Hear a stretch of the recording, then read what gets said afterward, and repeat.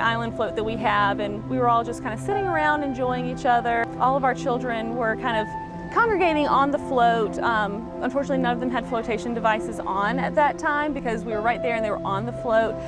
Looking back now, I know that wasn't a great idea, but you never think anything bad's going to happen to your child. Connor wanted to get off the giant island float, so Sarah got off the float to go get his flotation device, and I got him out of the float and was walking back towards the deck. My husband went on up the stairs, and little did I know, and little did he know, my son didn't follow him. And so by the time my husband was just turned around once he got up the stairs. I thought he was right there with me, behind me, walking up the stairs.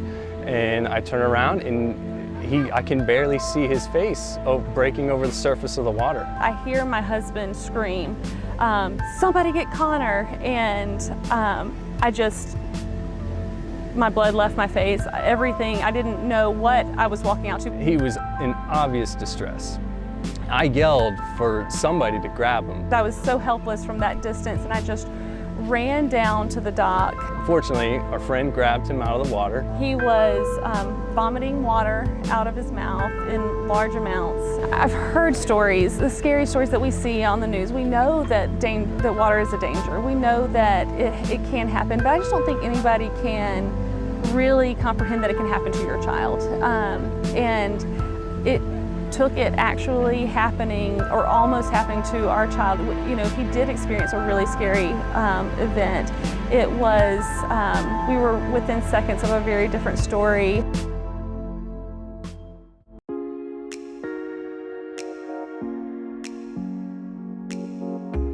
Connor was pretty comfortable with the water when he first started, but he didn't really know how to swim or how to float at all. As I taught him the skills, he executed them pretty quickly and did really good with what I was teaching him.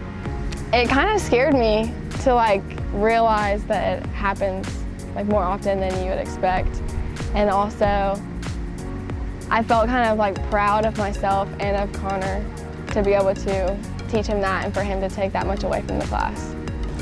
I'm incredibly thankful for swim lessons. The swim lessons allowed him to tread water as best as a 3-year-old can. And it allowed him to, minimize the amount of water intake that he took on as best as he could.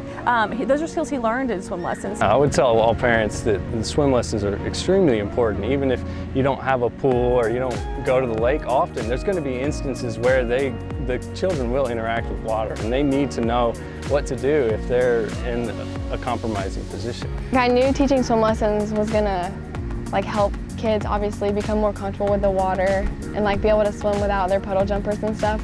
But I didn't realize it was going to be taken this far and actually become a life or death situation.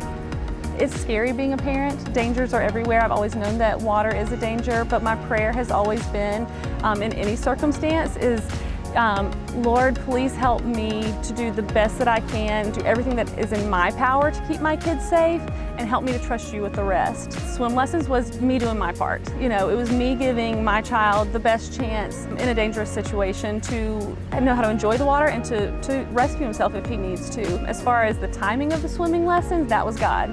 That was God. He knew that we would have that scary event. He made sure we had those swim lessons just weeks before that happened.